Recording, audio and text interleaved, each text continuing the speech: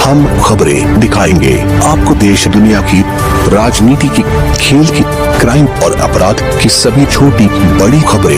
कि प्रधानमंत्री कह रहे हैं कि सोना मत खरीदो, बाहर मत जाइए, एडिबल ऑयल कम करिए, फॉरेन गुड्स कम करिए। क्यों कह रहे हैं सब? ताकि उनके पास डॉलर बचे, ताकि वो ट्रंप को ह्यूस्टन में दे सकें। ये असल मकसद है। तो ये देशभक्ति है नहीं है, ये आप देख लीजिए। अब एक और बात आ जाइए गोल्ड पैराडॉक्स के ऊपर। हमारे पास जो गोल्ड है, मार्च 2026 में आरबीआई के पास 77% of total gold reserve domestically था। जो 23 में 38% था, वो बढ़ के अब 77% हो गया। अगर गोल्ड खरीदना इतना डेंजरस है, जो हैदराबाद के भाषण में प्रधानमंत्री ने कहा, हम अपने बेटियों के लिए, अपनी महिलाओं के लिए ये खरीदते हैं, तो आरबीआई इतना गोल्ड क्यों खरीद रहा है भाई? फिर आरबीआई आज की तारीख में गोल्ड खरीद रहा है, इसमें कोई आप डिनाई नहीं कर सकते। और उल्टा कर रहा है आरबीआई, जो प्राइम मिनिस्टर ने कहा है।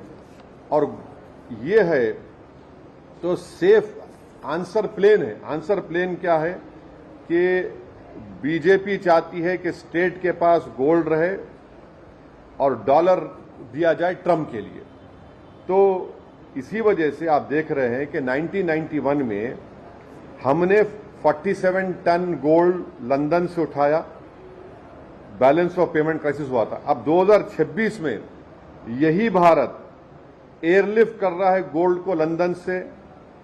और अब ये सवाल भारत की जनता को तय करना है कि 691 बिलियन के रोबोस्ट रिजर्व्स हमारे पास हैं, और हम एक बुलियन होम लाइक कंट्री इतना है, तो हमको ट्रबल क्यों हो रही है फिर? तो ये अचानक नतीजे आने के बाद प्रधानमंत्री का ये कहना, ये बड़ा ही चौंकाने वाला है। और एक बात मैं आपसे कहना चाह रहा हूं कि देश की ये बीजेपी की सरकार इस देश को छुपा रही है असल हालात और इकोनॉमी के बारे में।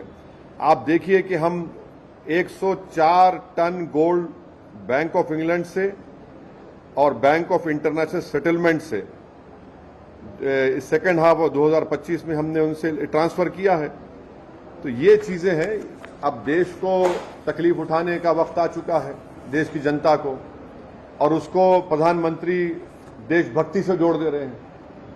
ये कैसा होगा? चुनाव जब चल रहे थे तो आप सीना तान कर बोल रहे थे, आपने एक्साइज ड्यूटी को भी आपने कट कर दिया। आप चुनाव हो गए तो अब ये सब बोझ देश की जनता पे आयद होने जा रहा है।